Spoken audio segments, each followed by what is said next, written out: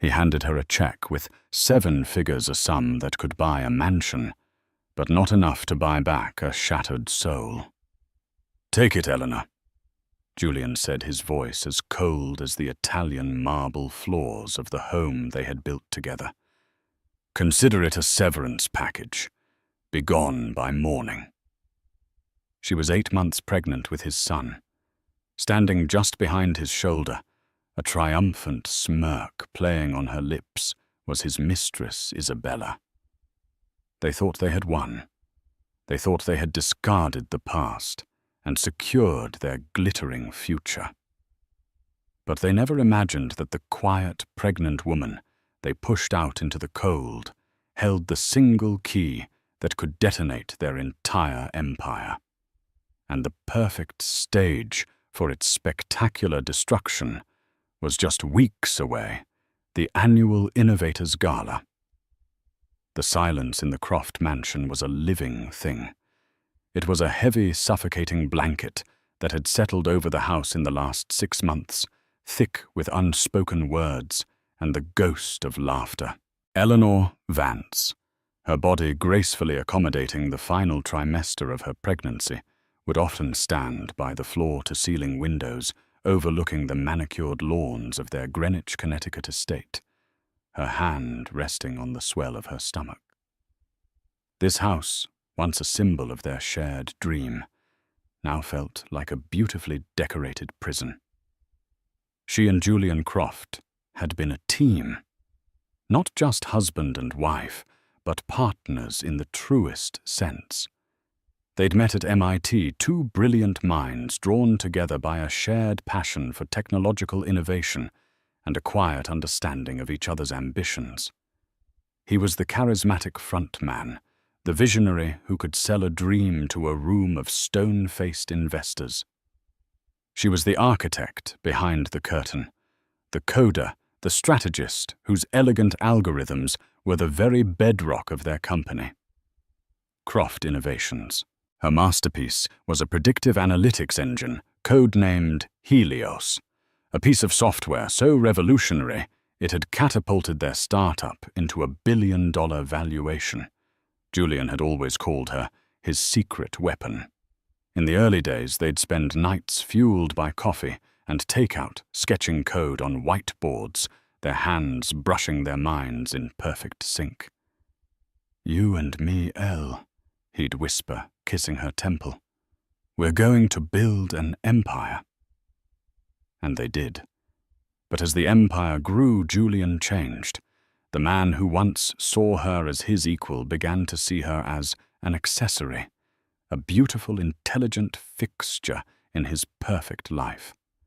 The late nights at the office became more frequent, but the shared excitement was gone.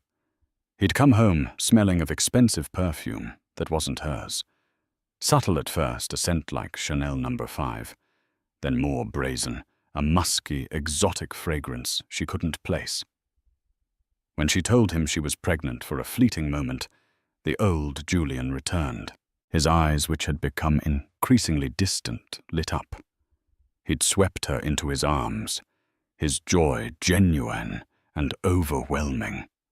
They'd named the baby almost immediately Arthur Michael Croft, a strong classic name for the heir to their empire. But the glow faded as quickly as it had appeared. The pregnancy, instead of bringing them closer, became his excuse to pull away further. "You need to rest, Elle. Don't stress yourself with company business," he'd say, patting her hand dismissively when she tried to discuss a critical software update. He hired a new lead programmer, a man he claimed was a hotshot from Silicon Valley, and slowly, methodically locked her out of the systems she had built. Her opinions were no longer sought. They were tolerated. The physical distance grew into a chasm. He moved into the guest wing, citing her discomfort and his need to get a full night's sleep for early meetings. The lie was so thin, it was transparent, yet so cutting, she couldn't bring herself to tear it down. He would miss obstetrician appointments, always with a last-minute unverifiable excuse, an emergency board meeting, a flight delay. A crucial investor call. One Tuesday, Dr. Albright had looked at her with such pity in her eyes as Eleanor lay on the examination table alone, listening to the strong, steady heartbeat of her son. "Everything looks perfect, Eleanor. Arthur is a strong little boy," the doctor had said warmly before her expression softened. Is everything all right? He hasn't made it to one of these in 3 months." Eleanor had forced a smile, the muscles in her face feeling stiff and unfamiliar. "He's just been swamped. You know how it is. Closing a massive new deal." The lie tasted like ash in her mouth. She knew where he was. A charge on their joint American Express card had told her a $2,000 dinner at Per Se in Manhattan the night before, a table for 2. He had told her he was working late on a server migration. The loneliness was the worst part. It was a cold creeping dread that settled deep in her bones. She was surrounded by wealth by staff who answered her every whim, yet she had never felt more isolated. She was the ghost haunting her own life, watching as the man she loved transformed into a stranger before her very eyes. She would talk to Arthur, her voice a soft murmur in the cavernous rooms. "It's just you and me, little guy." She'd whisper, her hand a constant protective shield over her belly. "We're going to be okay. I promise." It was a promise she wasn't sure she could keep. Julian was becoming more than just distant. He was becoming cruel. His comments were veiled insults, little barbs designed to chip away at her confidence. "You look tired, Eleanor. Maybe you should have the housekeeper help you pick out your clothes." "Are you sure you should be eating that? Think of the baby." "Honestly, Elle, try to keep up. The market doesn't stop just because you're feeling sentimental." The final irrevocable crack appeared one evening. 2 weeks before, everything shattered. He was getting ready for an event, a charity dinner, he called it. He was in a tuxedo, looking impossibly handsome, a stranger in a suit she had helped him choose. She was in a simple maternity dress, feeling swollen and weary. "You're not even going to ask if I want to go?" she asked, her voice smaller than she intended. He didn't even turn from the mirror as he adjusted his bow tie. "It's a late night, Eleanor, all standing, lots of schmoozing. It's not for you in your condition." He said the word condition as if it were a disease, an unsightly inconvenience.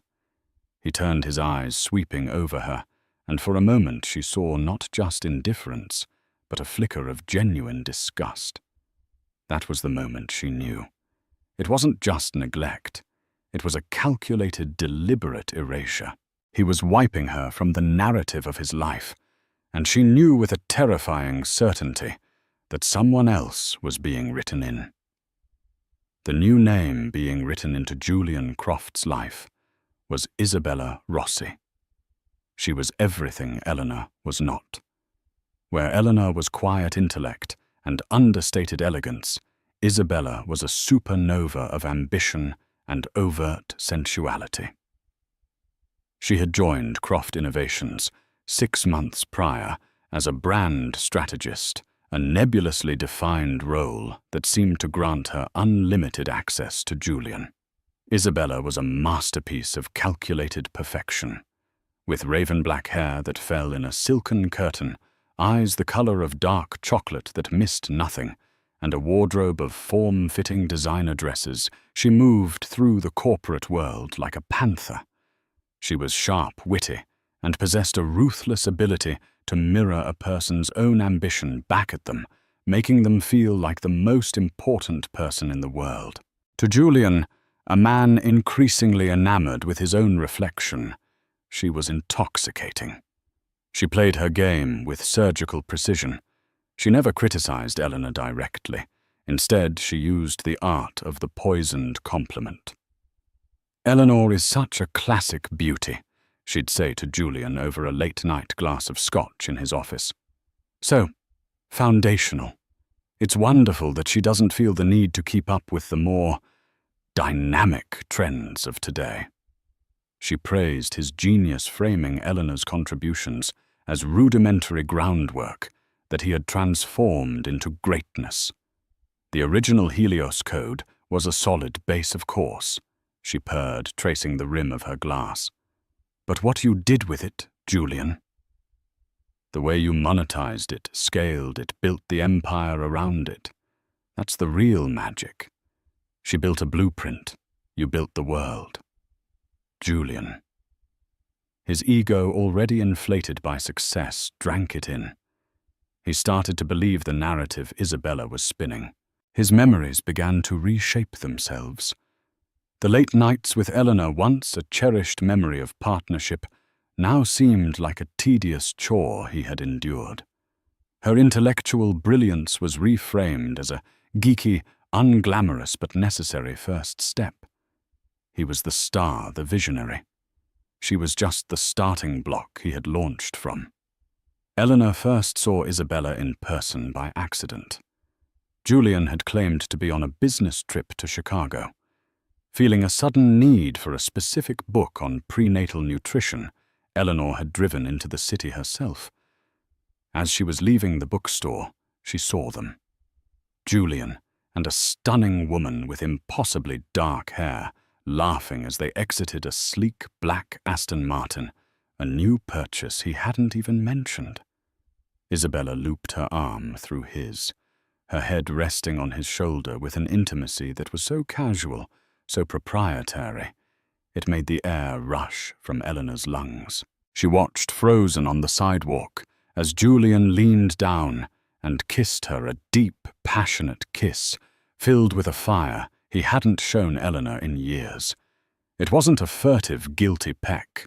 It was a kiss of ownership, a public declaration. In that moment, Eleanor knew her marriage wasn't just failing. It was already dead and buried. She drove home in a daze, the unbought book forgotten. The evidence, once circumstantial, was now a brutal, undeniable truth. The late nights, the separate rooms, the coldness, it all snapped into focus. That night, she confronted him.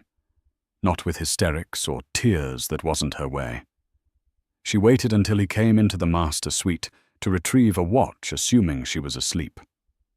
"Chicago was beautiful, I hope," she said quietly from the armchair in the corner, her voice steady despite the tremor in her heart. Julian froze his back to her. He slowly turned his face a mask of carefully constructed surprise. "What are you talking about? I just got back." "I saw you, Julian, in the city, with her." The charade fell. His face hardened, the feigned innocence replaced by cold annoyance. "So what, you were spying on me?" "I was living my life. Something you seem to have forgotten I have," she retorted, her voice gaining strength. "Who is she?" "Her name is Isabella Rossi." He said the name rolling off his tongue with ease. He didn't even have the decency to look ashamed. "She's my brand strategist." "Is that what they're calling it these days?" The sarcasm was bitter on her tongue. He walked over to the dresser, his movements deliberate, his arrogance a shield. "Look, Eleanor, things have been difficult between us for a long time. You've been so wrapped up in the baby and your nesting. You're not the woman I married. The woman you married helped you build this company from nothing." She shot back, finally rising to her feet. "The woman you married wrote the code that pays for this house, for your new car, for the designer dresses I'm sure your brand strategist wears." "Don't be dramatic," he scoffed. "You wrote some code. I built the business. Let's not rewrite history. Isabella understands the new direction of the company. She understands me." The cruelty of his words was breathtaking. He was not only erasing her from his present, but from their shared past as well. He was diminishing her life's work into some code. "So that's it?" she asked, her voice cracking for the first time. "Years of partnership, our marriage, our son. You're just throwing it all away." He finally looked at her, his eyes devoid of any warmth or love. "I think," he said slowly, his voice dangerously calm, "it's time we were realistic about the future."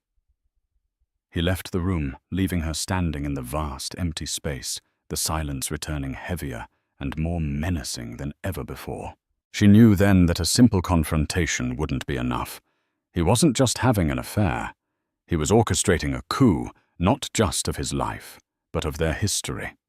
And the woman named Isabella was his willing and eager co-conspirator.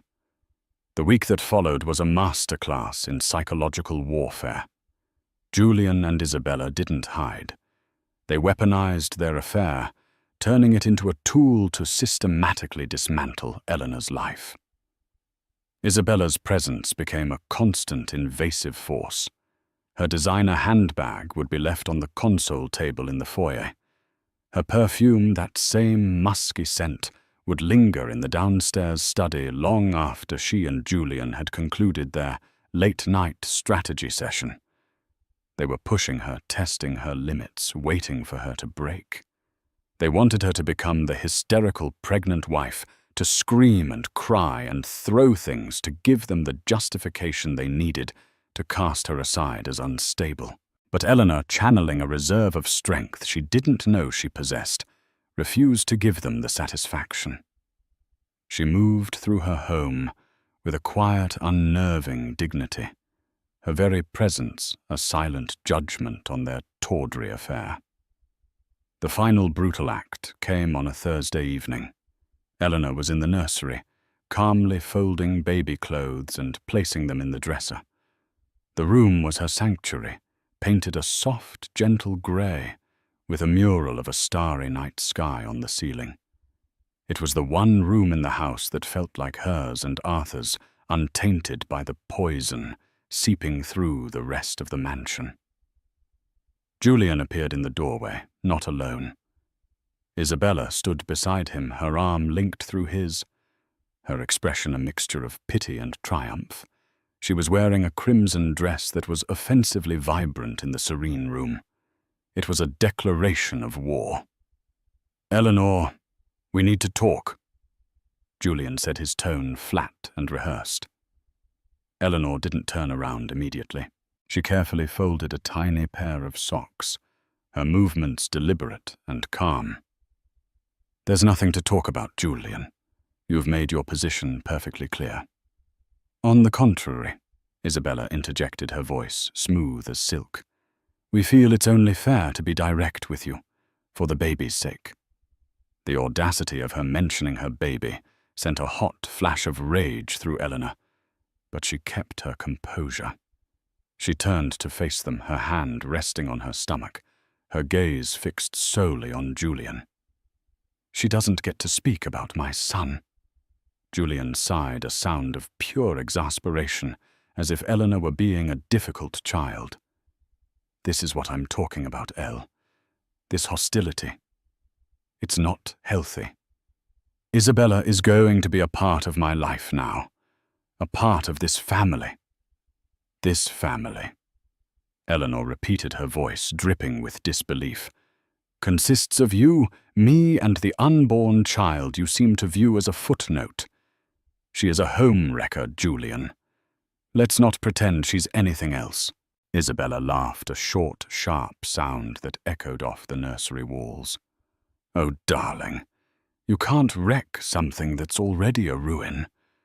Julian was suffocating. "I just gave him a reason to breathe." That was when Julian delivered the final blow. He stepped forward, pulling a document and a check from his jacket pocket.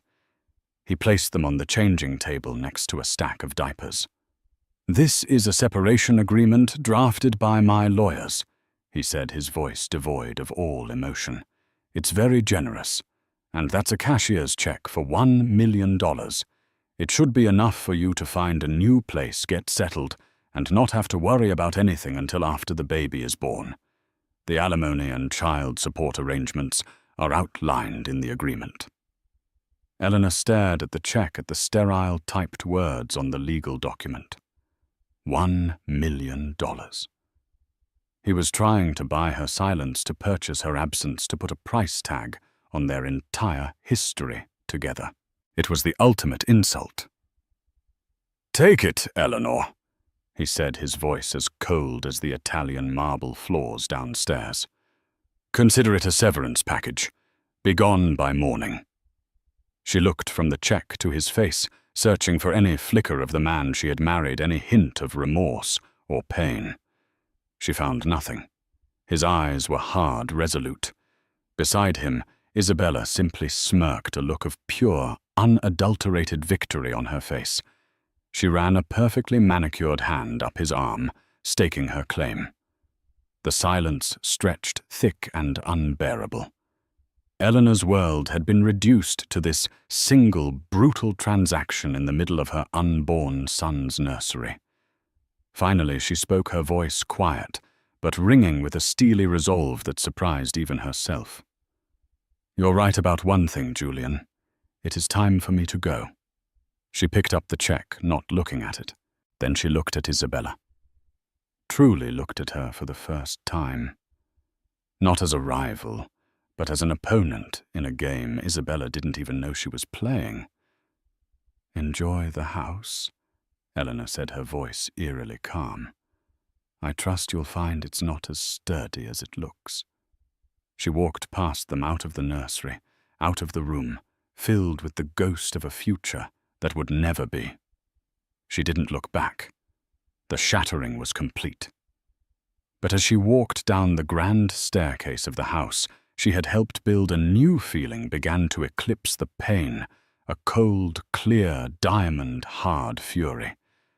They thought they had discarded her. They thought they had won.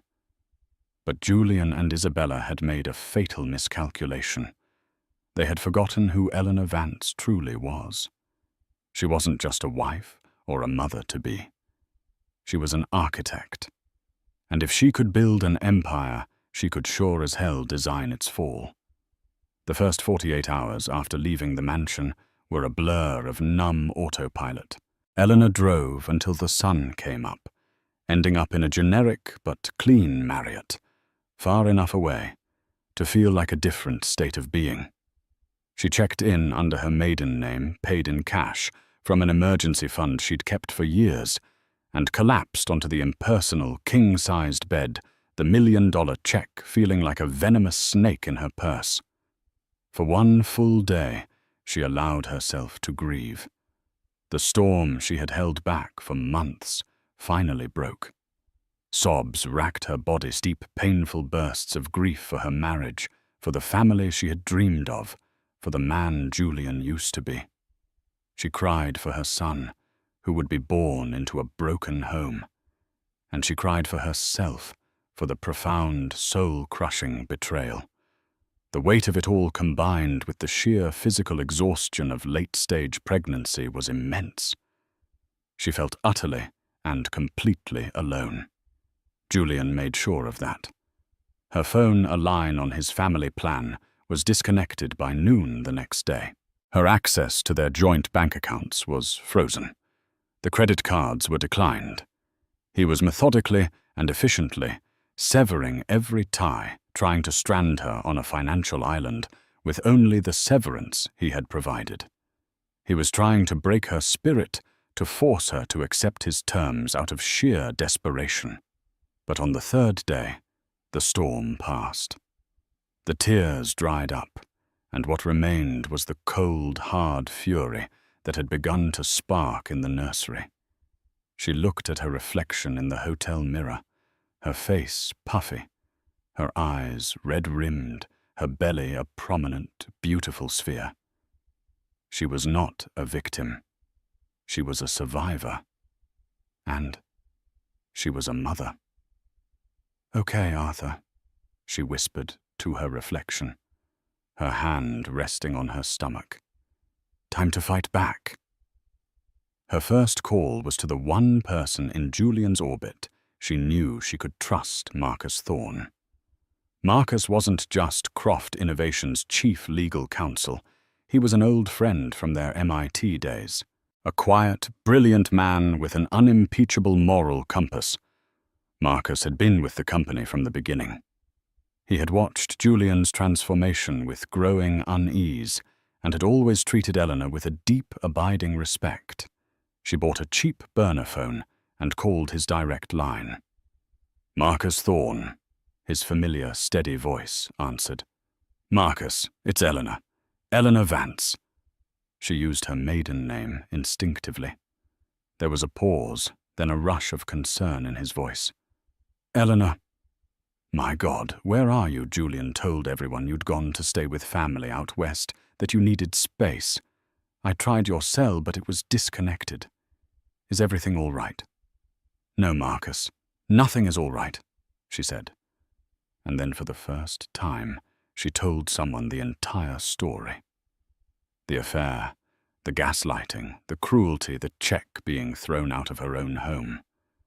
She spoke with a calm, factual clarity that was more damning than any tears. Marcus listened without interruption. The silence on his end of the line was heavy, charged with a controlled anger. When she finished, he spoke, his voice low and tight. "That inhuman son of a bitch. I knew he was changing, but this is monstrous. Eleanor, what do you need?" "Anything. Name it." "I need a lawyer," she said. "Not just a divorce lawyer. I need a killer. And I need you to tell me something. Does my name still appear anywhere on the original patent filings for the Helios engine?" There was a rustle of papers on his end. "Let me see. I'm pulling up the foundational IP documents now. Yes, Julian is listed as the primary inventor, but you are listed as co-inventor. It's right here. Eleanor Vance. Your signature is on the original submission from 8 years ago." A slow, grim smile spread across Eleanor's face. It was the first time she had smiled in days. Julian, in his arrogance, had made a critical error. In his rush to build his own legend, he had forgotten to completely bury the truth. He had diminished her role, but he hadn't or couldn't erase it. "He called my life's work some code, Marcus," she said, her voice hardening. "He's telling the world, our world, that he is the sole genius behind Croft Innovations. He's building his entire legacy on that lie. He's giving the keynote at the Innovators Gala in 3 weeks," Marcus said, the pieces clicking into place in his sharp legal mind. "He's being presented with the Visionary of the Decade Award. The entire speech is about his solitary journey creating Helios." "Exactly," Eleanor said. "He's planning to cement the lie in public in front of the entire tech industry, and that's where we're going to burn it all down." "What's the plan, Eleanor? First, I'm cashing this check. He meant it as a payoff, but I'm going to use it as a war chest. Second, I need you to quietly gather everything. My original server logs the beta phase emails between me and the engineering team. My handwritten notebooks from the concept stage, they should still be in the safe in my old home office. Julian won't have thought to destroy them. His ego wouldn't even consider them a threat. I need irrefutable proof that I was not just a co-inventor, but the primary architect of Helios." "Consider it done," Marcus said without hesitation. "He won't see it coming." "There's one more thing," Eleanor said. "Isabella Rossi. She's too smart to just be a mistress. She's a brand strategist. Her resume is thin. I want to know who she really is, who she worked for before this, who she talks to. I have a feeling she's not just climbing the social ladder. She's planting a flag for someone else." "I'll hire a private investigator," Marcus confirmed. "The best in the business. Discretion is guaranteed." As she hung up the phone, Eleanor felt the last vestiges of fear and despair evaporate, replaced by a chilling sense of purpose. Julian had left her alone in the storm, expecting her to be washed away. But he had forgotten that she was the one who understood the currents. He had started a war, and she was about to deploy a weapon he had long since forgotten. She possessed the unvarnished truth. The next 3 weeks were a blur of clandestine meetings and meticulous planning. Eleanor moved from the anonymous Marriott to a discreet extended-stay apartment in a different town, a place registered under a corporate LLC Marcus had set up for her. She was a ghost completely off Julian's grid. While he and Isabella were flaunting their new-life paparazzi shots of them at chic Manhattan restaurants, gushing interviews with business magazines about Julian's singular vision, Eleanor was building her arsenal. The $1 million check was deposited into a new bank account, and a high-powered, famously relentless intellectual property litigator named Diana Sterling was retained. Diana, a woman with a reputation for eviscerating arrogant tech billionaires in court, listened to Eleanor's story with a grim, focused intensity. "It's the oldest story in the book," Diana said during their first meeting, her office overlooking the city skyline. "The brilliant woman behind the charismatic man. They always think they can just write you out of the story. We're going to give them a new ending." Marcus proved to be an invaluable and loyal ally. Under the guise of an internal audit, he retrieved a treasure trove of evidence from the mansion and from the company's deep archives. He found Eleanor's original notebooks filled with pages of complex equations and the very first structural drawings of the Helios architecture. He unearthed early emails where a young Julian praised her, writing things like, "Elle, this is pure genius. Without your brain, this is just a vague idea." He found server logs with timestamps proving her user ID was the one that wrote and compiled over 80% of the core code. It was a mountain of irrefutable proof. "He didn't even cover his tracks," Marcus said, shaking his head in disbelief as they reviewed the files in Diana's office. His narcissism made him sloppy. He genuinely believes his own lie now. Meanwhile, the private investigator Marcus hired a former FBI agent named David Chen, began digging into Isabella Rossi's life. What he found was far more explosive than a simple story of a gold-digging mistress. Isabella's real name was Isabella Rinaldi. Her resume was a fabrication. She had never worked at the prestigious marketing firms she claimed. Her last real job was as a junior analyst at Titan Dynamics, Croft Innovations' fiercest and most bitter rival. Titan had been trying for years to develop a predictive engine to compete with Helios, and had failed spectacularly every time. David Chen's surveillance was thorough. He uncovered encrypted emails and burner phone records between Isabella and a senior vice president at Titan Dynamics, a man named Leonard Shaw. The timeline was damning. Isabella had been placed at Croft Innovations as a corporate spy. Her mission was to get close to Julian, exploit his ego, and extract any information she could about the future development of Helios, specifically the upcoming Helios 2.0 upgrade. "It wasn't just about stealing information," David explained, presenting his findings. "Her secondary objective was destabilization. By pushing you out, Eleanor, she removed the one person who could truly advance the Helios platform. She isolated Julian, making him completely dependent on her and more vulnerable to manipulation. The affair wasn't just a bonus, it was the primary tool of her trade." Eleanor felt a cold knot form in her stomach. Julian hadn't just been seduced. He had been played expertly and ruthlessly. His own arrogance and cruelty had made him the perfect mark. He thought he was in control, but he was merely a pawn in Isabella's much larger, more destructive game. The plan coalesced. It was no longer just about exposing Julian's lie. It was about a complete and total detonation of the false reality he and Isabella had constructed. The Innovators' Gala was the perfect stage. Diana Sterling and her team began drafting the mother of all lawsuits, set to be filed the morning after the gala. It would demand not just financial compensation, but a public retraction and the legal reinstatement of Eleanor as the primary inventor of the Helios technology. Marcus, using his top-level admin privileges, worked with a trusted, discreet technician to gain backdoor access to the gala's audiovisual systems. The Grand Astoria Ballroom had a state-of-the-art 50-foot digital screen behind the main stage, which would be used for Julian's tribute video. That video was about to get a last-minute edit. Eleanor, for her part, prepared herself.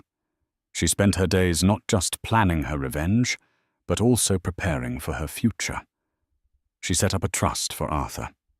She began sketching out ideas for her own consulting firm, a company that would be built on ethics and true partnership. And she bought a dress. It was not a revenge dress, in the typical sense, not something flashy or provocative. It was a custom-made gown in a deep sapphire blue, elegantly tailored to accommodate her 8.5-month pregnancy. It was a dress that radiated power, confidence, and serenity. It was the armor of a woman who was not coming to the gala as a victim, but as a queen about to reclaim her throne. On the eve of the gala, the team had their final meeting. The evidence was compiled into a slick, devastating video presentation. The lawsuit was ready to be filed. The private investigator's report on Isabella was ready to be leaked to key financial journalists who would be in attendance. "Are you ready for this, Eleanor?" Marcus asked, his expression serious. "Once this starts, there's no turning back. It's going to be a firestorm." Eleanor placed a hand on her belly, feeling the strong, reassuring kick of her son. "Julian built his empire on a lie," she said, her voice steady and clear. "Isabella thinks she's conquered it. Tomorrow night, they'll find out what happens when you build your castle on a fault line. I'm not just here to watch it fall. I'm the earthquake." The Grand Astoria Ballroom was a glittering spectacle of power and wealth. Crystal chandeliers, each the size of a small car, cast a diamond-like glow over the room. The air hummed with the conversations of tech titans, venture capitalists, and industry journalists. It was the pinnacle of Julian Croft's world, the annual Innovators' Gala, and tonight he was its undisputed king. He stood near the stage, a glass of champagne in his hand, Isabella clinging to his arm. She was resplendent in a backless, sequined gold dress that seemed poured onto her body. She surveyed the room with the possessive air of a conqueror, laughing a little too loudly, her hand possessively stroking Julian's chest. They were the ultimate power couple, radiating success and untouchable arrogance. "They're practically eating out of your hand, darling," Isabella murmured in his ear, nodding towards a group of investors who were watching him with reverence. "The visionary of the decade. It has such a nice ring to it." "It's just the beginning," Julian said, his chest puffing out. He felt invincible. He had it all: the company, the award, the beautiful woman on his arm. The memory of Eleanor was a distant, faded photograph, an inconvenient piece of his past he had successfully cropped out of the picture. He hadn't heard a word from her since she'd left, which only confirmed his belief that she was weak, broken, and had scurried away with his generous payoff. Then at precisely 8:30 p.m., just as the guests were being called to their tables, the grand ballroom doors opened. A hush fell over the room, a ripple of curiosity that turned into a wave of stunned silence. Eleanor Vance walked in. She was not the weary, downtrodden woman they might have expected to see. She was a vision of serene power. Her sapphire blue gown flowed around her, a stark, elegant contrast to Isabella's glittering gold. Her hair was styled in a simple, graceful updo, and her face, free of any overt signs of stress, radiated a calm, unshakable confidence. She was luminous, her pregnancy not a condition or a weakness, but a symbol of life and strength. She didn't look like a woman who had been discarded. She looked like a woman who had arrived. She walked in alone, but she was not unnoticed. Marcus Thorne met her just inside the door, greeting her with a respectful nod and offering his arm. People began to whisper. They all knew the story Julian had spun, that his reclusive, genius wife had retired from the tech world to focus on her pregnancy and preferred a quiet life away from the spotlight. Her sudden, spectacular appearance directly contradicted the narrative. Julian saw her, and for the first time that night, his perfect composure cracked. The smile froze on his face. He felt a jolt, as if the floor had dropped out from under him. She wasn't supposed to be here. She wasn't supposed to look like that, so poised, so regal, so utterly unbroken. Isabella's smirk tightened into a venomous scowl. "What is she doing here?" She hissed, her grip on Julian's arm, becoming painfully tight. "Who let her in? I don't know," Julian muttered. His eyes locked on Eleanor as she and Marcus were shown to a prominent table near the front, a table Marcus had arranged. "She looks different." "She looks pregnant," Isabella snapped. "Probably here to make a scene, to cry and beg for you back. How pathetic. We'll have security remove her." But Isabella's words lacked conviction. She saw the same thing Julian did. This was not a woman on the verge of a breakdown. This was a woman holding all the cards. Eleanor met Julian's gaze from across the room. She didn't scowl or glare. She simply held his eyes for a moment, her expression unreadable, and then gave him a small, almost imperceptible nod before turning her attention to the stage. The nod unnerved him more than any outburst could have. It wasn't a threat. It felt like a countdown. The gala's host, a famous tech journalist, took the stage. The lights dimmed. The dinner service began, but no one was focused on their food. The atmosphere in the room was thick with tension, an unspoken awareness that the night's official script had just been torn to pieces.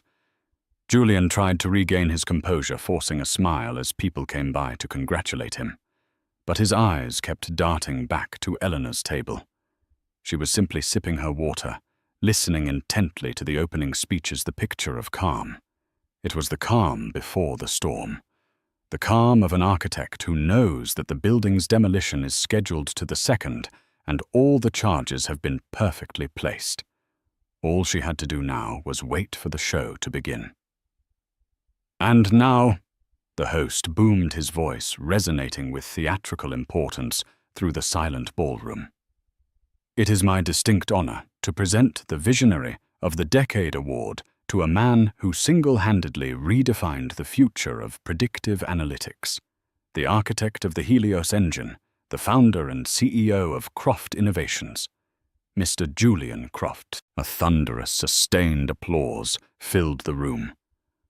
A wave of adulation that Julian rode to the stage.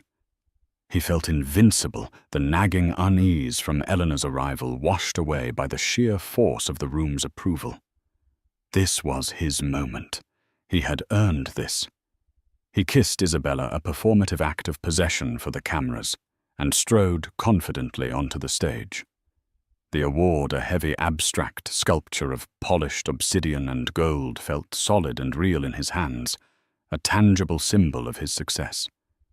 He gripped it tightly, its weight, a confirmation of his own. He approached the podium, basking in the glow of the spotlights. He saw the faces in the crowd, investors, rivals, journalists, all looking up at him with a mixture of envy and reverence. He spotted Eleanor at her table, her expression as placid as a deep lake. He dismissed her with a final arrogant thought. Let her watch. Let her see what she lost. Thank you. He began, his voice a smooth, confident baritone that had charmed boardrooms and investors for over a decade. Thank you all. To be called a visionary is humbling. But vision, as we all know, is nothing without execution. It's one thing to have a dream. It's another thing entirely to build it alone in the dark. He paused for effect, letting the words hang in the air. 10 years ago, I had an idea that we could use data not just to look at the past, but to map the future. It was a lonely road. Many called it impossible. There were countless nights fueled by nothing but lukewarm coffee and a burning conviction where I worked in solitude, writing the foundational code line by painstaking line, brick by brick, for what would eventually become Helios.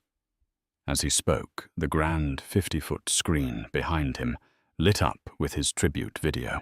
It was a slick, expensive production, showing artfully shot images of Julian, looking thoughtful, scribbling on glass walls, leading passionate meetings.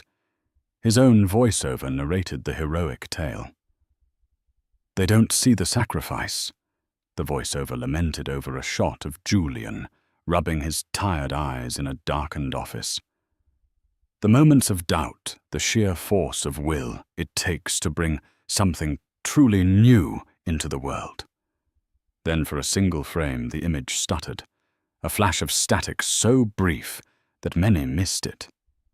Julian, however, caught it from the corner of his eye and frowned slightly. A glitch. He continued undeterred. But I believe that true innovation requires that solitary struggle. The screen flickered again, more violently this time. The glossy image of Julian dissolved into a chaotic swirl of digital noise. Then through the static, a new image resolved itself, grainy and raw. It was a webcam photo of a much younger Eleanor, her hair in a messy bun, thick glasses perched on her nose. She was staring with laser-like focus at a monitor filled with dense lines of code. A date and time stamp glowed in the bottom corner.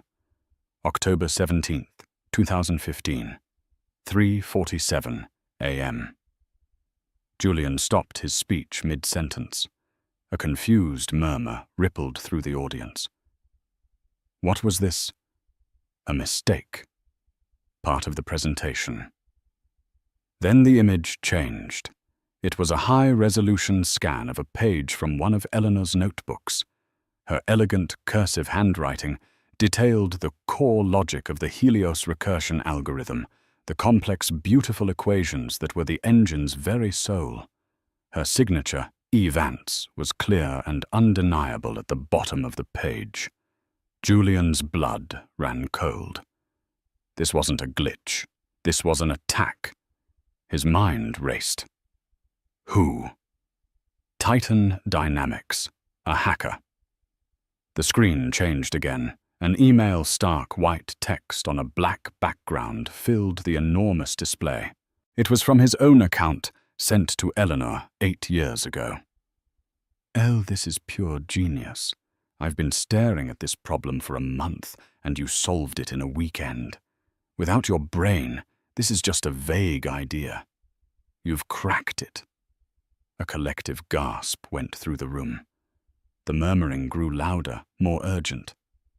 People were leaning forward in their seats, pulling out their phones to record the unbelievable scene. Another email flashed on the screen, then another. A chat log from their early collaboration. A video snippet of a young, excited Julian saying to someone off camera, "Okay, I'll handle the pitch, but you have to walk them through the tech L. You're the only one who actually understands it at this level." Then the video cut to a professionally shot interview clip. It was Michael Chen, their first lead engineer, a man now working at Google. "Eleanor Vance," he said, his expression earnest. She wasn't just a co-founder. She was Helios. Julian was the salesman. A brilliant one. Don't get me wrong, but Eleanor was the architect. She wrote the core code, she designed the database structure, she solved the predictive modeling problem that everyone else said was impossible. We all knew it. To say otherwise is just a lie. Julian stood frozen at the podium, his knuckles white where he gripped its edges. His triumphant smile had melted into a grotesque mask of horror. The screen behind him was now a split screen. On one side, it showed his own panicked, ashen face broadcast from the live camera feed. On the other, the evidence continued to mount with brutal, systematic precision. Server logs, code compilations, under her user ID patent documents, with her name clearly listed as co-inventor.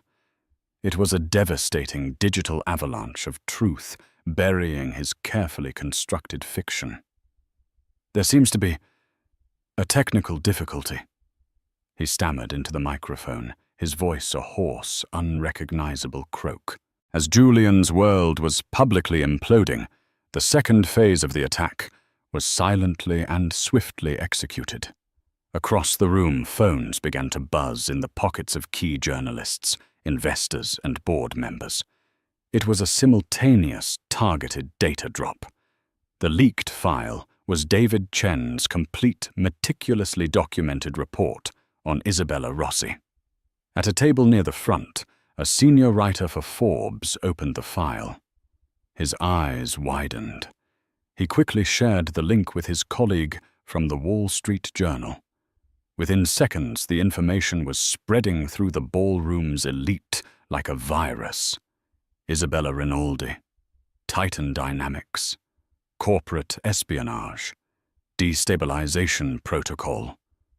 Isabella felt the shift instantly. The air around her turned to ice. A board member who had been laughing with her minutes before now stared at her with an expression of pure, cold fury. An investor's wife physically recoiled when Isabella's dress brushed her arm. The whispers were no longer about Julian. They were about her. Her phone began to vibrate violently in her clutch, a non-stop stream of panicked, furious messages from her contacts at Titan Dynamics, disavowing her, cutting her loose. Her carefully constructed world, her perfect conquest, was dissolving into chaos. She looked at the screen at the irrefutable evidence of Eleanor's genius. She looked at Julian, a broken, humiliated statue on the stage. And she looked at the faces of contempt, all aimed at her. She wasn't a queen. She was a liability, a disposable asset. In her arrogance, she had underestimated not just Eleanor, but the brutal, unforgiving nature of the game she was playing. With a choked bow, she stood up and fled. Not with grace, but with a desperate, clumsy scramble, pushing past stunned guests. The camera flashes of the press felt like physical blows, each one searing her spectacular failure into public memory. On stage, Julian was alone, utterly and completely alone. The applause was a distant memory replaced by a heavy, oppressive silence, broken only by the frantic clicking of cameras. He let go of the Visionary of the Decade award. It fell from his grasp, tumbling in slow motion, before hitting the stage with a sickening metallic crash that seemed to crack the very foundation of the silence. It wobbled, then lay still, a monument to his disgrace. The video on the screen faded to black, replaced by a single, stark sentence in elegant white text: "The truth has a patent of its own. Eleanor Vance." Then, as if summoned by her own words, Eleanor rose from her chair. A path cleared for her as she walked towards the stage, the crowd parting as if for royalty. Her movements were not rushed. They were deliberate, serene, powerful. She ascended the few steps to the stage and stood over the wreckage of Julian's career. She didn't spare a single glance for the shattered man who was once her husband, who now looked like a ghost haunting the scene of his own death. She calmly picked up the microphone he had abandoned. "My name is Eleanor Vance," she said, her voice clear, steady, and amplified, carrying to every corner of the stunned ballroom. "And I am the primary architect of the Helios engine. Croft Innovations was built on a partnership I cherished. It has faltered because it lost its way. Now it will be rebuilt on a foundation of truth and integrity." She looked out at the audience, her gaze sweeping over the shocked faces, her presence commanding absolute attention. "The future is not written by one person," she continued, her hand gently resting on her pregnant stomach. "It is built by many, and I intend to build a better one." She placed the microphone carefully back on the podium and turned to leave. She walked past Julian, who remained frozen in his humiliation, and descended the stairs. The press surged forward, a wall of cameras, and shouted questions, but they stopped short, silenced by the sheer, unassailable dignity she projected. She walked through their parted ranks, her head held high, and exited the Grand Astoria ballroom. She had not come for revenge. She had come to reclaim her name, her work, and her future. And as she stepped out into the cool night air, leaving the firestorm behind her, she wasn't walking into the cold. She was walking into the dawn of her own brilliantly engineered new day. Eleanor's story is a powerful reminder that the truth, no matter how deeply buried, will always find its way to the surface. It shows us that true strength isn't about the noise you make, but about the foundations you build. Julian and Isabella learned the hard way that karma isn't just a concept, it's a debt, and it always gets paid, often, in the most public and spectacular way imaginable. Eleanor didn't just reclaim her legacy. She built a new one on her own terms for herself and for her son Arthur. She proved that the most powerful empires are not built on lies and betrayal, but on integrity, brilliance, and the unbreakable spirit of a person who refuses to be erased. If you were moved by Eleanor's incredible journey from betrayal to triumph, please show your support by hitting that like button. Share this story with someone who needs a reminder of their own strength. And don't forget to subscribe to our channel for more unforgettable stories of justice and empowerment. What did you think of Julian and Isabella's downfall? Let us know in the comments below. The air in the grand ballroom of the Metropolitan Museum of Art was thick with the scent of money and lilies. Tonight, tech billionaire Arthur Harrington was king, about to unveil a project that would reshape the world. He stood on the stage, a titan in a Tom Ford tuxedo bathed in the adoring glow of the spotlight. He concluded his speech and with a magnanimous smile called his elegant wife Amelia to join him. She ascended the stairs, a vision in couture, her smile a perfect polished mask. He handed her the microphone for a few token words of support. But as her fingers closed around it, the mask didn't just crack. It shattered. What she said next wasn't in the script. It was the detonation of a life built on secrets, and everyone in that room had a front row seat for the explosion. The Harrington Foundation annual gala was less a charity event and more a coronation. For the 5th year running, it was the undisputed apex of the New York social calendar, a night where old money grudgingly mingled with the brash, disruptive force of new tech wealth. At the center of this glittering universe was Arthur Harrington, a man whose ambition was matched only by his net worth. His company, Harrington Industries, had its tendrils in everything from satellite communications to predictive data analytics. And tonight, he was set to announce his magnum opus, Ethelred AI, a project so revolutionary it promised to make his previous accomplishments look like child's play. The venue, the Temple of Dendur in the Sackler wing of the Met, was breathtaking. Towering glass walls revealed the twinkling silhouette of Central Park, while inside the ancient temple stood as a stoic witness to modern opulence.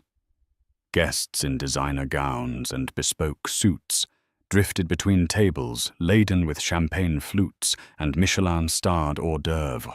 The low hum of conversation was a symphony of stock-tips political gossip and fawning praise for their host. Arthur Harrington moved through the crowd with the practiced ease of a monarch. He was handsome in a severe, sculpted way, his silver-streaked hair impeccable, his eyes a sharp, calculating grey. He accepted congratulations with a firm handshake for the men and a charming yet distant smile for the women. On his arm, a perfect accessory, was his wife, Amelia. To the outside world, Amelia Harrington was the epitome of grace. She was beautiful not in a flashy, fleeting way, but with a timeless elegance that spoke of good breeding and quiet confidence. Tonight she wore a deep emerald Oscar de la Renta gown that clung to her slender frame, her only adornment, the legendary Harrington diamonds, a necklace and earring set Arthur had purchased for her at a Sotheby's auction, more as a statement of his buying power than a token of affection. Her smile was constant, her posture perfect, her words to the gushing guests polite and measured. But beneath the flawless surface, Amelia felt like a ghost haunting her own life. The diamonds felt cold against her skin, a heavy, glittering leash. Arthur's hand on the small of her back was not a gesture of intimacy, but of possession, a subtle steering mechanism guiding her through their shared performance. For the past year, their marriage had been a hollowed-out thing, a beautiful Fabergé egg with nothing inside. The shared laughter, the late-night conversations, the easy comfort, it had all evaporated, replaced by a polite, sterile silence that filled their cavernous Park Avenue penthouse. As they paused to speak with a prominent senator, Arthur's phone buzzed in his pocket. He subtly angled his body away from her, a practiced, almost imperceptible movement.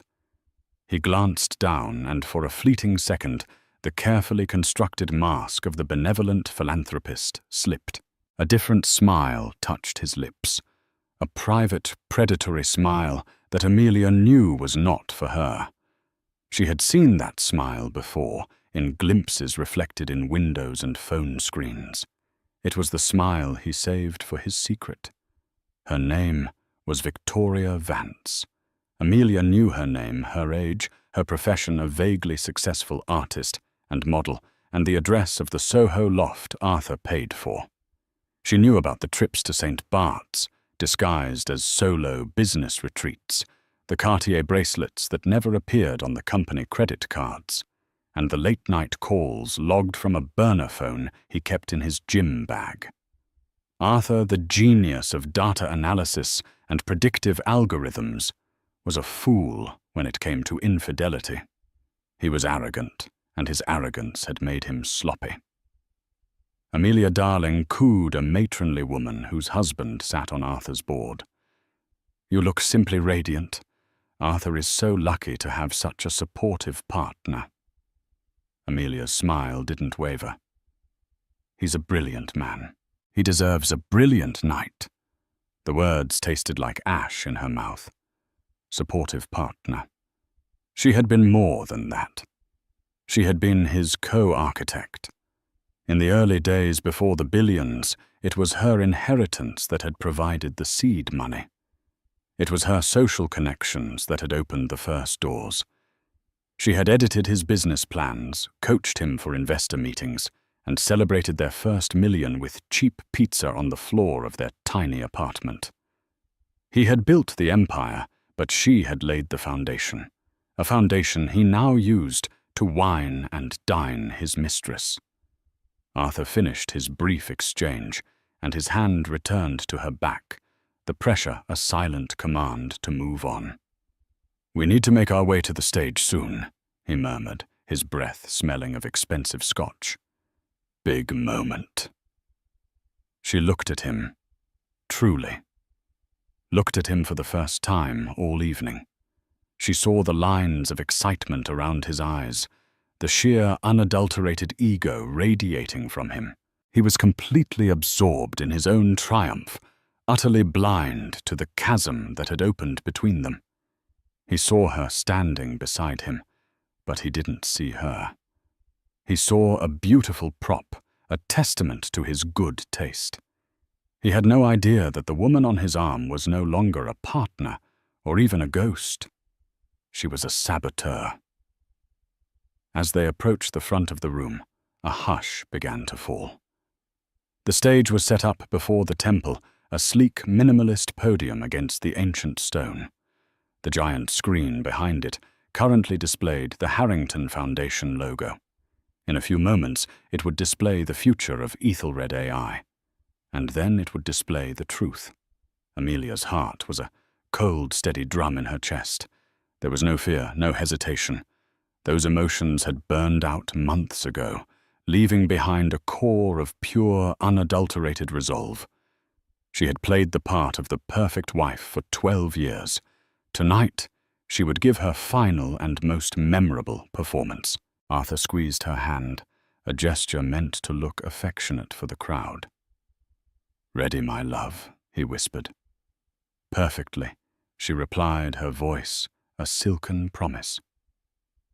He thought she was talking about his speech. The unraveling had not begun with a bang, but with a whisper. It started 9 months ago, with a single, innocuous piece of paper. Amelia had been sorting through a pile of receipts for their accountant, a mundane task she still handled out of habit, a relic from a time when their finances were a shared concern. Tucked between a receipt from his tailor on Savile Row and another for a case of vintage Bordeaux was a bill from a lingerie boutique she had never heard of agent provocateur. The purchase was extravagant, several $1,000s of silk and lace. It was not her size. A cold knot formed in her stomach. It could be a gift for a colleague's wife, she reasoned. A mistake. But Arthur was not a man who made mistakes with money. He was meticulous, precise. The knot tightened. That night, she lay in their cavernous, cold bedroom, listening to the sound of his even breathing. They slept in a custom-made bed, so large they were practically in different zip codes. The intimacy they once shared had been replaced by sheer square footage. She slipped out of bed and went to his dressing room, a space larger than their first apartment. His suits were lined up with military precision. His watch winders hummed softly, turning priceless timepieces from Patek Philippe and Audemar's Piguet. It was the shrine of a man who worshipped himself. In the pocket of the jacket he'd worn that day, she found his wallet. Her hands trembled as she opened it. Tucked behind his black American Express card was another receipt. This one was from the Baccarat Hotel for a late lunch for 2 at the Grand Salon. A lunch she hadn't attended. It was a small thing, but it was a loose thread. And Amelia, with a growing sense of dread, began to pull. She became a detective in her own home. She learned the art of observation, noticing things she had long ignored. The second phone, a sleek, anonymous burner he claimed was for international security protocols, that was always with him. The sudden, unexplained late nights at the office, even though she knew his entire schedule was managed by a team of assistants who reported ultimately to her own chief of staff. The scent of a perfume on his shirts when they came back from the dry cleaner, a cloying, sweet gardenia scent, so different from her own subtle citrus-based fragrance. Arthur, the tech visionary, had made a critical error.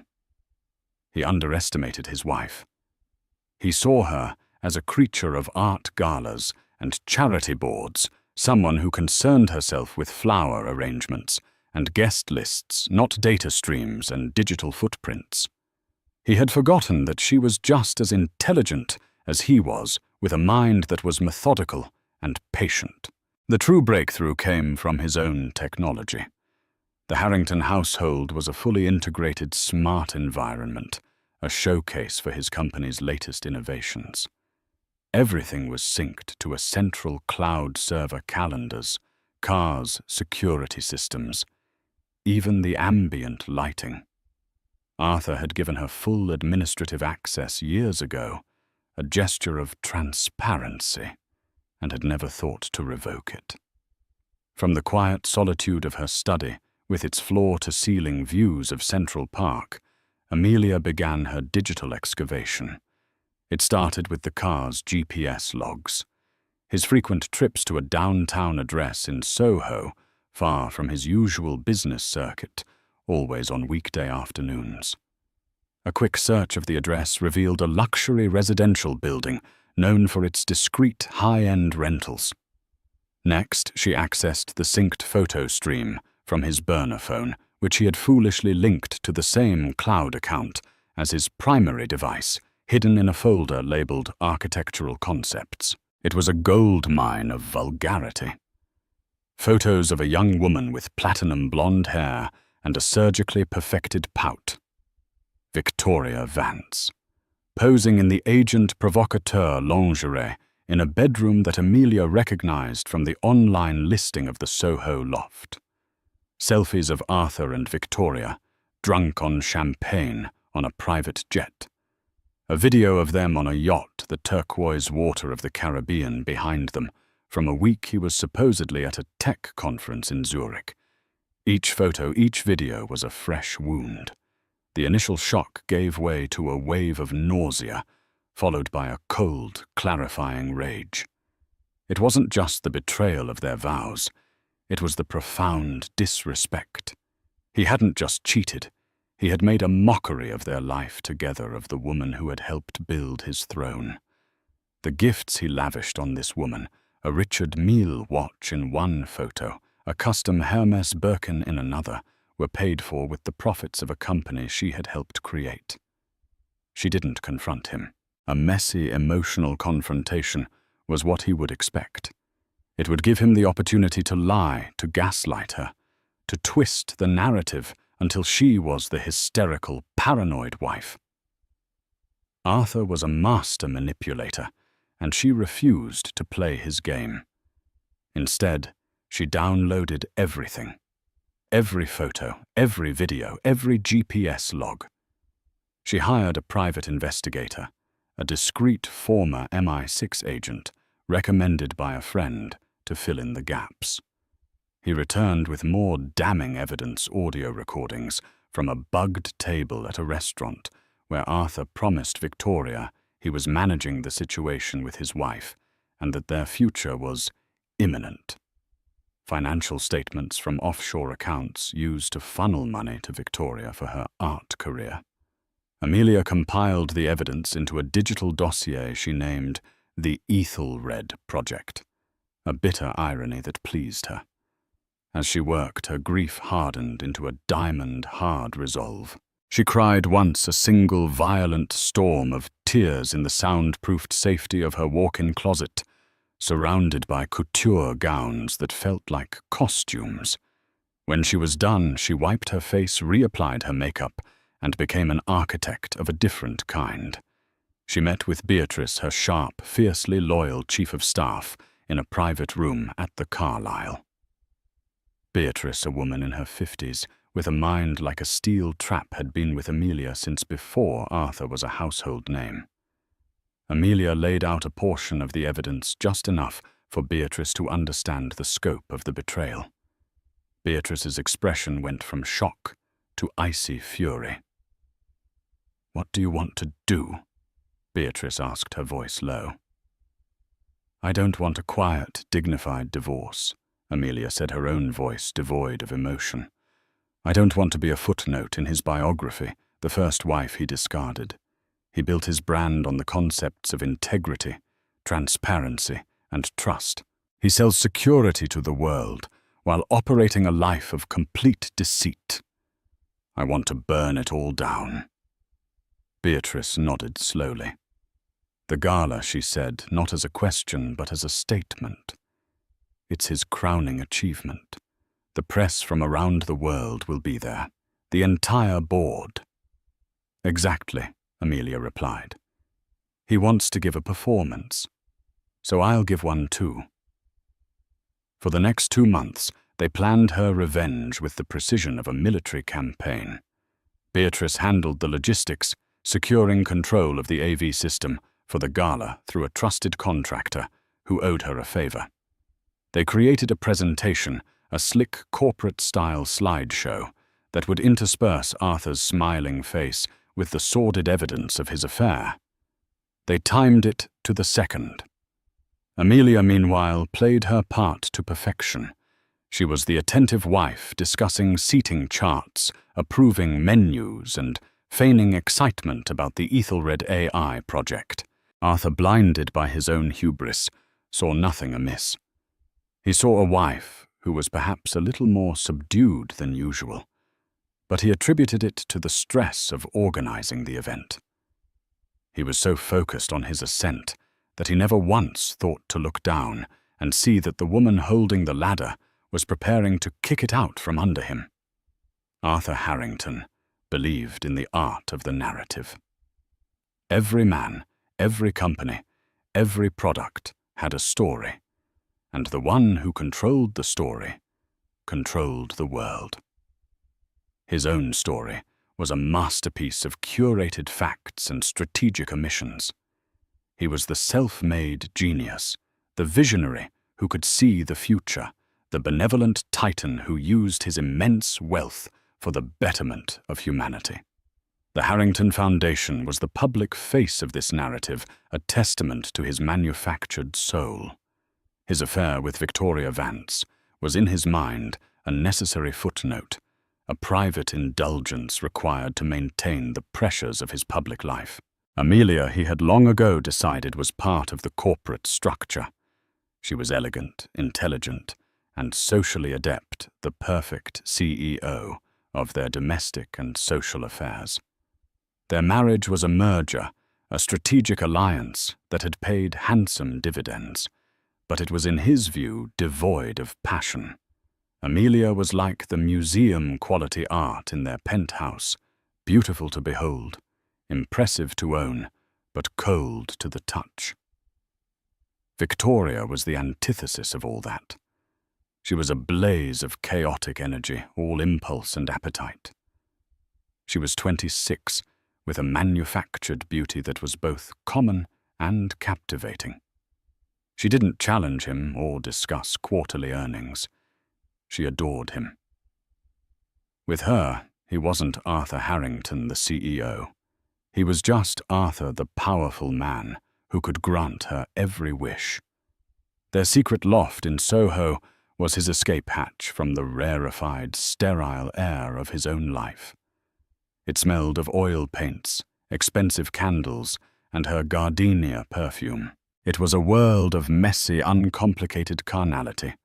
He justified the deception with the ease of a man who believed his own rules were the only ones that mattered.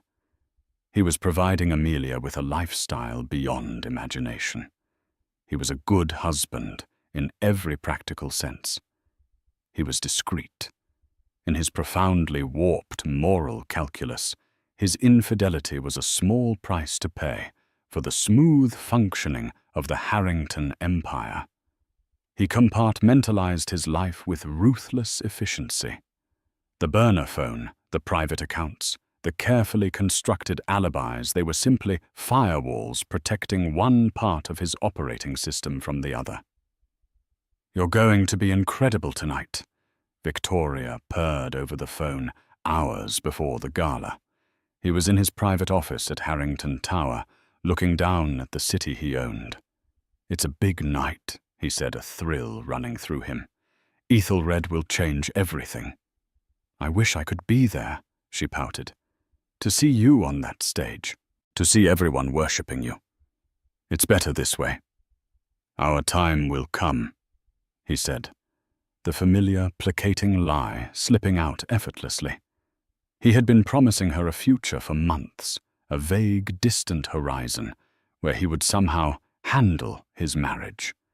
He had no intention of ever leaving Amelia. A divorce would be a financial and public relations catastrophe. Victoria was a luxury item, not a replacement for the Queen. I've arranged for a little something to be delivered to you this evening, a consolation prize.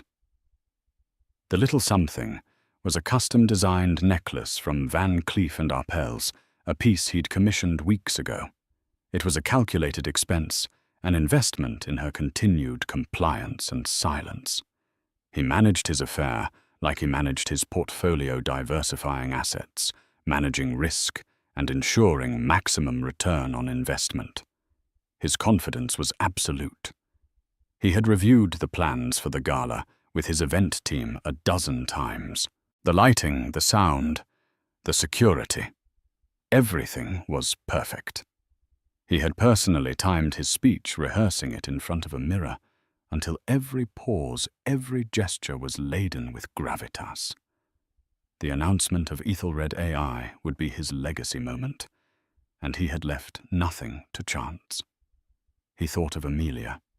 She had been a model of efficiency throughout the planning process, handling the monumental task of the gala with her usual quiet competence. He felt a flicker of something that might have been gratitude. She played her part well. She understood the importance of image. He made a mental note to be particularly attentive to her tonight, to publicly acknowledge her contribution. It was good for the brand.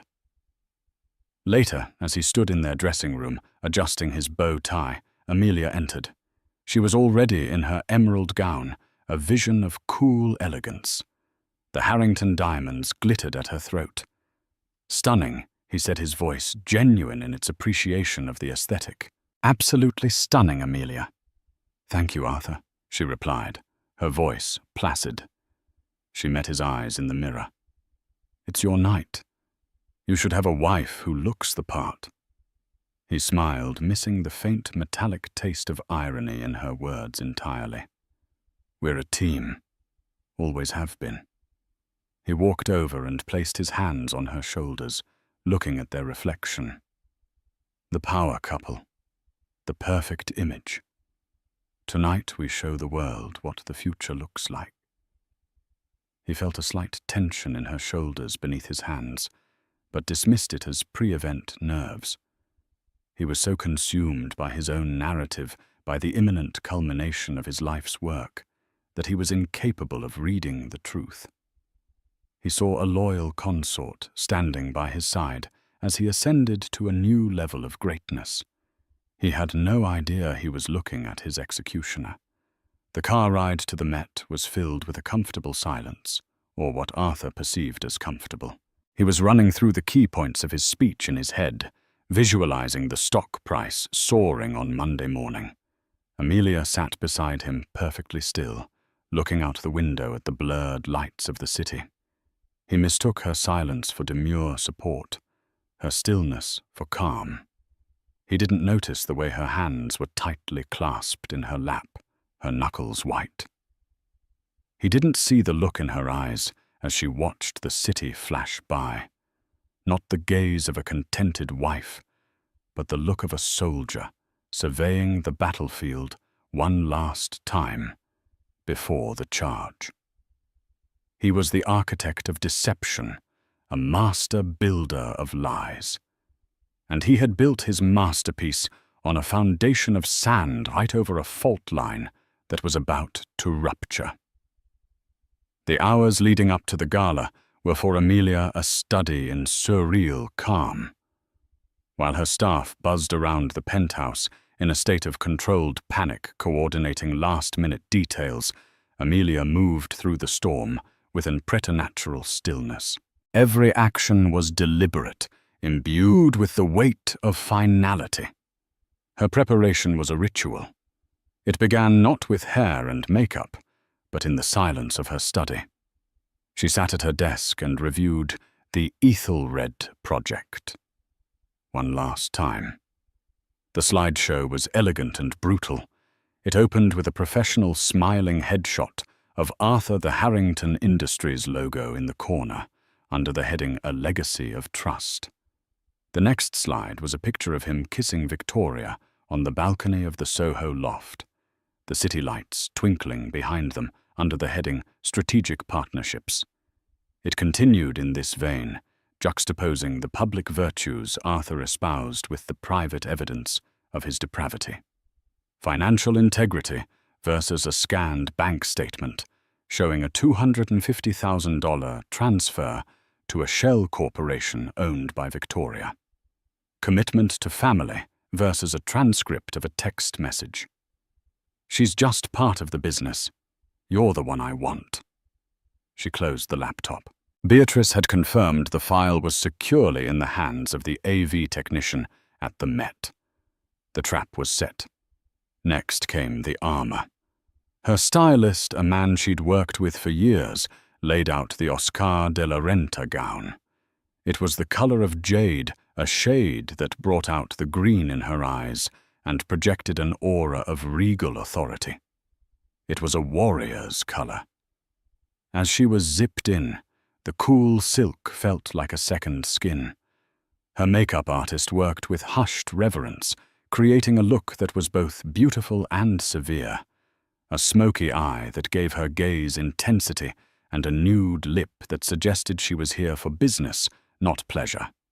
Her hair was swept back in a complex chignon, elegant and unassailable.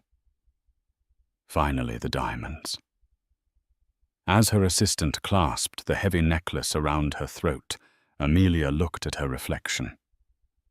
She saw the woman the world saw Mrs. Amelia Harrington, the graceful, enigmatic wife of a titan. But her own eyes reflected a stranger, back a woman forged in betrayal. Her heart, a cold, hard thing, polished and ready for display. This was her final performance in the role she had played for over a decade, and she would not miss a single cue.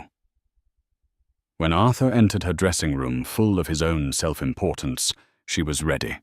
His compliments, his patronizing touch, his talk of them being a team, she absorbed it all with the placid smile of a sphinx.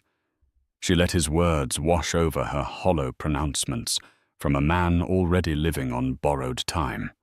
She was playing a long game, and the final move was only hours away. The arrival at the museum was a sensory assault. A river of black cars flowed to the curb, depositing the city's elite onto a red carpet flanked by a ravenous pack of photographers. The air crackled with the sound of camera shutters and shouted names. Arthur Amelia. Over here. Arthur beamed, raising a hand in a gesture of magnanimous acknowledgement. He placed a proprietary hand on Amelia's waist and guided her into the maelstrom. The flashbulbs were blinding a continuous barrage of white light. Amelia smiled, not her usual reserved smile, but a dazzling high-wattage smile that seemed to light up the night. The photographers sensing something different, a new energy went into a frenzy. "She's radiant tonight," one journalist murmured to another. "He's on top of the world," the other replied. "Look at them, the perfect couple." Inside, the performance continued. They navigated the glittering crowd, exchanging pleasantries with people whose names she knew, but whose faces she could no longer be bothered to truly see. They were all just part of the set extras in the final act of her marriage. She sipped a glass of champagne, the bubbles fizzing against her tongue, the only thing that felt real in the suffocating artifice of the room. She watched Arthur. He was in his element, holding court, his voice booming with confidence. He was accepting praise for a future he had built, unaware that his past was about to detonate it. He was a man standing on a trap door, admiring the view. As the time for the speeches drew near, Beatrice found her near the edge of the room. She appeared as a guest, perfectly attired, her expression unreadable. "All systems are go," Beatrice said under her breath, her eyes scanning the crowd. "Kevin is in the control booth. He'll switch the feed on your cue." Amelia had devised a simple verbal cue, a phrase she was certain she would never have used in any other context. "Thank you, Beatrice," Amelia said, her voice steady. "For everything." Beatrice gave a single sharp nod. "They built this world on lies, Amelia. Sometimes you need a lie to burn it down." But what Amelia was about to unleash was not a lie. It was the unvarnished, brutal truth. A hush fell over the room as the Harrington Foundation's president took the stage to begin the evening's program. Amelia felt Arthur's hand on her arm, pulling her toward their front row table. "Showtime," he whispered, his eyes gleaming with a feverish excitement. Amelia allowed herself a small, genuine smile. "It certainly is," she said. The preliminary speeches were a blur of sycophantic praise. A senator, a celebrated academic, and the museum's director each took their turn at the podium, extolling Arthur Harrington's virtues, his vision, his unparalleled generosity.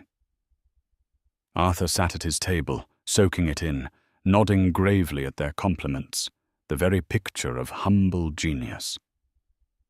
Amelia sat beside him, a portrait of serene support, her hands resting calmly in her lap.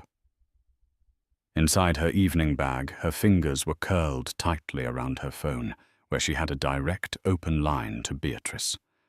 Finally, it was his moment. Arthur strode to the stage to a thunderous standing ovation. The lights dimmed and a single, powerful spotlight illuminated him. He looked every inch the Titan, the master of the universe. He began his speech, his voice resonating with practiced charisma. He spoke of the future, of the dawn of a new technological era. He spoke of connectivity, of progress, of a world made better and safer through the power of Ethelred AI. And then he began to speak about the values that underpinned his empire. None of this, he boomed, his arms outstretched, is possible without a foundation of absolute trust. Trust is the bedrock of our society. It is the currency of all meaningful relationships, both personal and professional. My work, my entire life, has been dedicated to building systems worthy of that trust, to creating a world of transparency and integrity. Amelia felt a wave of cold fury wash over her. The hypocrisy was so staggering, so audacious, it was almost sublime. She watched the faces in the audience, the rapt expressions of board members, the admiring gazes of investors, the eager scribbling of journalists. They were all hanging on his every word, swallowing the fiction whole. He concluded his speech with the grand announcement, detailing the revolutionary capabilities of Ethelred AI. The giant screen behind him displayed slick, futuristic graphics. The applause was deafening. He let it wash over him for a moment, before raising a hand for silence. "But I did not build this alone," he said, his voice softening, becoming intimate. This was the part he'd added for effect, the part that would seal his doom. "There is one person whose unwavering support and partnership has been the true foundation of my success, my incredible wife, Amelia." He turned and smiled at her, a smile of such condescending magnanimity it made her stomach turn. "My love, please join me on stage." Another round of applause erupted as Amelia gracefully rose from her chair. She moved toward the stage, her emerald gown flowing behind her. Every eye in the room was on her. She felt the weight of their expectations. They were waiting for the dutiful, adoring wife to say a few humble words of thanks and gaze lovingly at her brilliant husband. She reached the stage, and Arthur kissed her on the cheek, a dry, papery kiss for the cameras. He led her to the podium and stepped back, gesturing for her to speak. He handed me the microphone, she would later tell Beatrice. He literally handed me the weapon. She stepped up to the podium, adjusting the microphone. She looked out at the sea of faces, the most powerful and influential people in the world, all looking at her. She took a deep breath. "Thank you, Arthur." She began, her voice clear and steady, amplified throughout the cavernous space. "And thank you all for being here to celebrate this milestone." She paused, letting the silence stretch for a beat longer than was comfortable. "My husband," she continued, turning to look directly at Arthur, whose smile was beginning to look a little strained, spoke tonight about trust, transparency, and integrity. And he is a master of all those things. He has taught me so much. For instance, he taught me about financial integrity. On her cue phrase, she subtly pressed a button on her phone. Behind them, the Ethelred AI logo on the giant screen dissolved. It was replaced by a high-resolution scan of a bank statement from a Cayman Islands account showing a wire transfer of $250,000 to a shell company. The name of the company was VV Creations. A collective gasp rippled through the audience. Arthur's face went white. He taught me how to establish offshore accounts for discrete investments. Amelia's voice continued, calm and methodical, cutting through the stunned silence. Very important for managing assets. She turned back to the audience. He also taught me about the importance of strategic partnerships in fostering innovation. The screen changed again. Now it showed a crystal-clear photograph of Arthur and Victoria Vance locked in a passionate kiss on the deck of a yacht. The date and location stamp, St. Bart's, April 14th, 2025, was clearly visible in the bottom corner. A cacophony of noise erupted from the room. The clicking of cameras sounded like a volley of machine gun fire. Arthur lunged for the microphone, his face a mask of pure horror. "What the hell are you doing?" he hissed. Amelia neatly sidestepped him, holding the microphone out of his reach. "And of course," she said, her voice rising slightly. Never losing its icy composure, he taught me about transparency.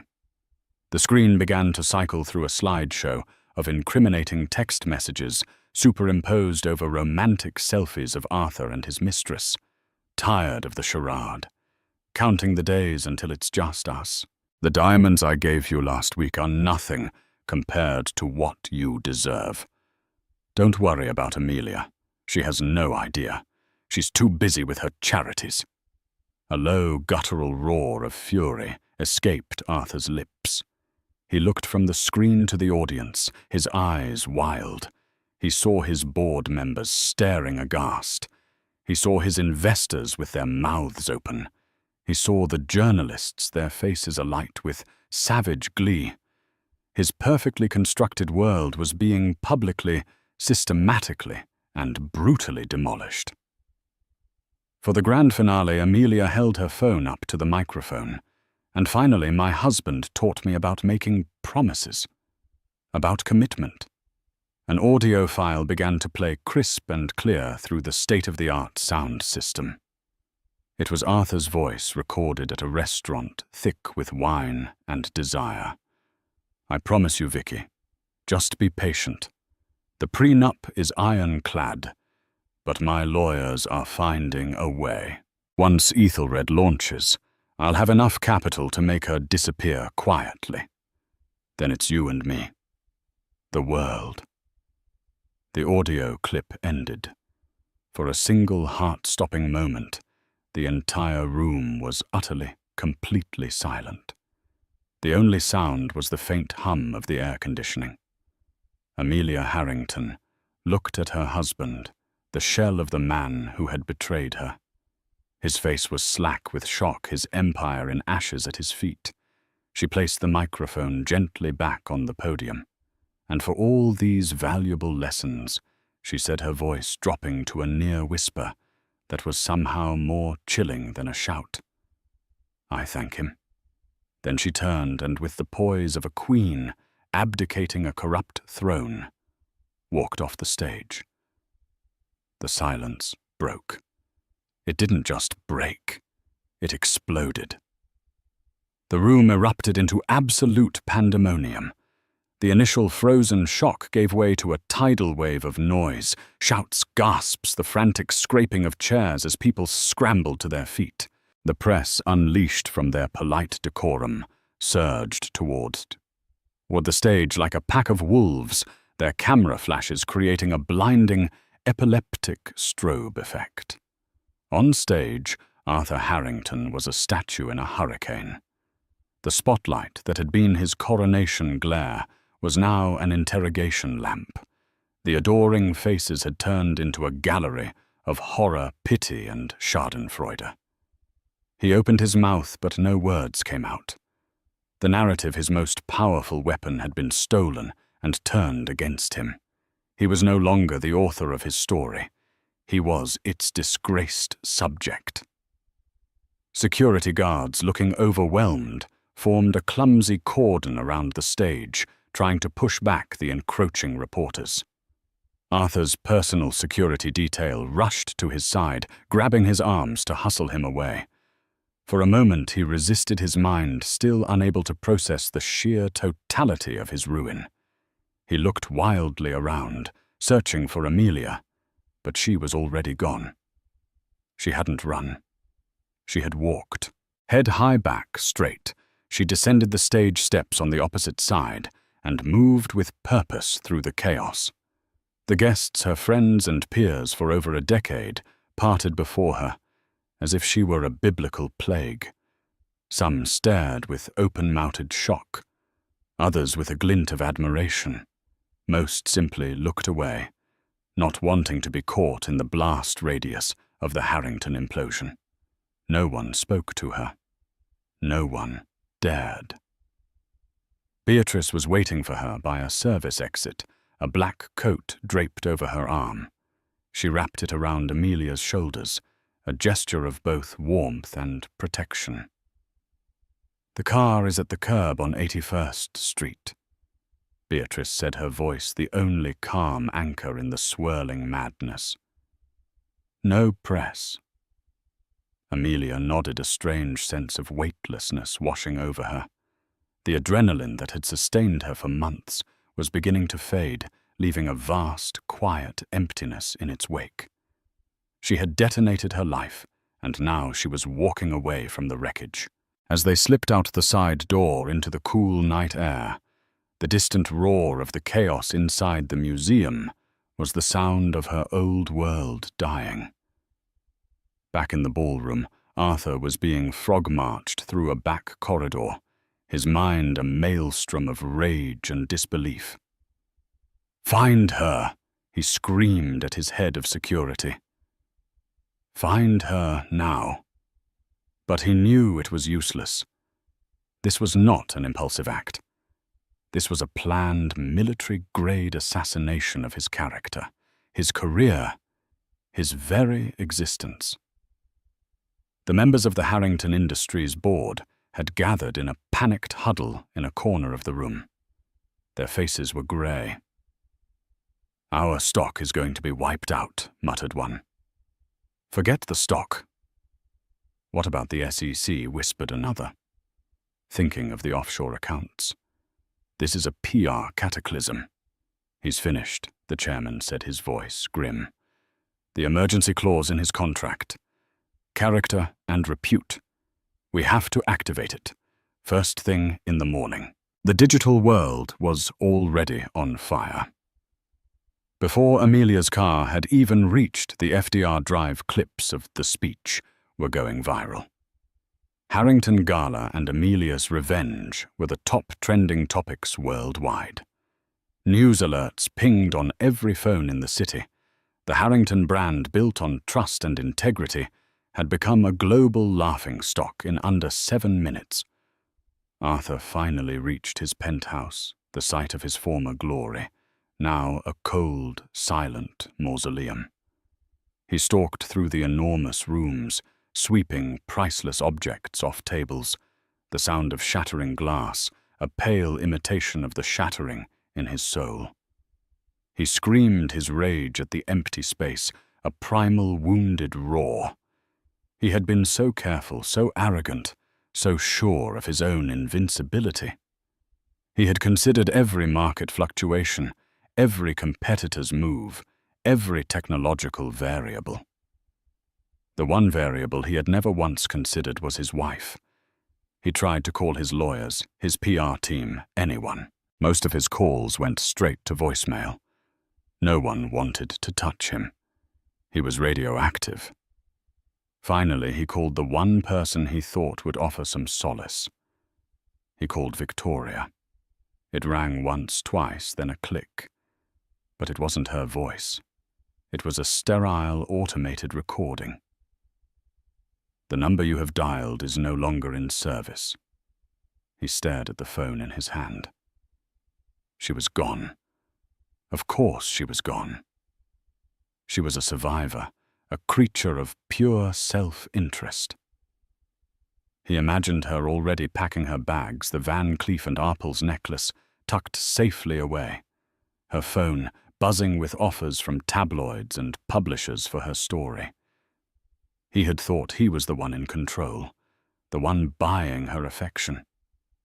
He saw now that he was just another mark, the biggest one she had ever landed. The full weight of his isolation crashed down on him. The friends, the adoring employees, the mistress, the wife, they were all gone. The empire he had built was crumbling, and he was alone in the ruins. He sank onto a sofa, the city lights twinkling mockingly through the floor-to-ceiling windows. Arthur Harrington, the man who could predict the future, had never seen this coming. His meticulously constructed narrative was over. In the weeks that followed the gala, the fallout was swift and merciless. The media dubbed the event the unveiling, and the story had an insatiable global appetite. Every detail of Arthur's double life was dissected on news channels and talk shows. Victoria Vance, as predicted, sold her story to a major news network for a 7-figure sum, painting a picture of a manipulative billionaire who had promised her the world. Her ghost-written tell-all memoir, The Titan's Trinket, was announced within the month. Harrington Industries went into free fall. The stock plummeted 60% in the first week. The board of directors in an emergency meeting unanimously voted to oust Arthur, citing the company's morality clause. His name was stripped from the letterhead, his photo removed from the website. Ethelred AI. His legacy project was indefinitely shelved, tainted by the scandal. The empire he had spent a lifetime building was decapitated and rudderless, its reputation in tatters. The legal battles were even more brutal. The SEC launched an investigation into his offshore accounts. Class action lawsuits were filed by shareholders. And then there was the divorce. Amelia's lawyers, a notoriously aggressive firm that specialized in high-stakes divorces, filed the petition the morning after the gala. Armed with the mountain of evidence Amelia had collected, they bypassed any possibility of a settlement conference. They weren't just asking for half. They were arguing that the vast majority of the wealth was built on the foundations she had provided, foundations Arthur had then used for illicit and reputation-damaging purposes. They were going for scorched earth. Of Amelia the world saw and heard nothing. She had vanished. Tabloids offered enormous bounties for a photograph of her, but she had disappeared from the face of the earth. In reality, she was secluded in a private villa on the shores of Lake Como, a property owned by an old family friend. Beatrice was with her, managing the torrent of information and legal correspondence. Amelia spent her days walking along the misty lake, reading books she hadn't had time for in years, and slowly, piece by piece, rediscovering the woman she had been, before she became Mrs. Harrington. The fury that had driven her had subsided, replaced by a profound and quiet sense of liberation. She had not just escaped a marriage. She had reclaimed her own life. She had no interest in the media circus or the public's perception of her as either a vengeful fury or a feminist icon. Her actions had not been for them. They had been for her. One crisp morning, sitting on the terrace overlooking the water, she signed the final papers that established her own foundation. Not a hollow vanity project like Arthur's, but a focused, well-funded organization dedicated to providing legal and financial resources for women seeking to escape abusive and controlling relationships. She funded it with the first disbursement from her liquidated marital assets, a sum that was already astronomical. She was no longer a prop in someone else's story of philanthropy. She was the author of her own. For Arthur, there was no new dawn. There was only an endless night. He was a pariah in the city that had once worshipped him. His social invitations dried up. His calls went unreturned. Former friends crossed the street to avoid him. He was trapped in his glass-walled penthouse, a prison of his own making, with nothing but his regrets for company. He would watch the news obsessively, tracking the destruction of his legacy. He saw Amelia's face on a magazine cover, a photo from the gala where she looked regal and defiant with the headline, "The Woman Who Burned Down the Boys' Club." He saw interviews with former employees who now spoke of his arrogance and his temper. The narrative he had so carefully crafted had been completely rewritten, and he was cast as the villain in his own life story. He lost the penthouse in the divorce settlement. He was forced to sell his jet, his yacht, his collection of priceless watches. The vast fortune he had commanded was reduced to a fraction of its former glory, tied up in legal fees and alimony payments that were punitive in their scale. He moved into a smaller, but still luxurious apartment, a ghost rattling around in a life that was no longer his. The final crushing blow came nearly a year after the gala. A business journal published a lengthy article about Amelia's new foundation, detailing its successes and her hands-on approach. The final paragraph included a quote from an anonymous source close to her. She was never after the money, the source said. She was after justice. Arthur Harrington built an empire on the idea of perfect data, of knowing everything. The great irony is that he failed to see the most important data point of all the woman sleeping next to him. Arthur read the line over and over again, the words burning on the screen. He looked out his new window at the same city skyline, but it was no longer his. It was a monument to his failure. He had reached the summit of the world, but in his arrogance he had forgotten the simple, immutable law of gravity. The higher you climb, the harder you fall.